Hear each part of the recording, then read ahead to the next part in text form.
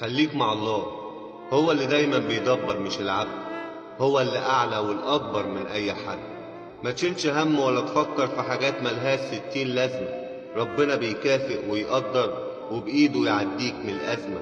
ربك بيجبر بالخاطر وهو اللي عالم بالحاضر. امشي في طريقه وما تخافش وملكش دعوة بالباطل. الحق هو اللي بيكسب والعدل هو أساس الكون. إياك تسلم أو تتعب أو حتى تضعف مهما يكون. سلمها للمولى وسيبها من غير ما تفضل تحسبها. الدنيا تقدر تغلبها طول ما انت جنبك رب الكون. ماليش غيرك يا رب الكون، اروح له بهمي واشكيله. ما لقيتش حد قلبه حنون يخفف حملي ويشيله. ما تحوجنيش يا رب الحاج، زهقت من البشر دي بجد. انا لما احتجت للمخاليق ما لقيتش حد ينصفني، واللي افتكرته حبيب وصديق بيتدارى اول ما يشوفني. ما تزعلش، ربنا عنده كتير عشان هو رب كبير.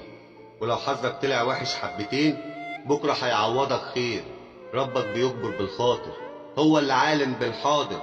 هو اللي داري بأوجاعك بالهم والحزن بتاعك.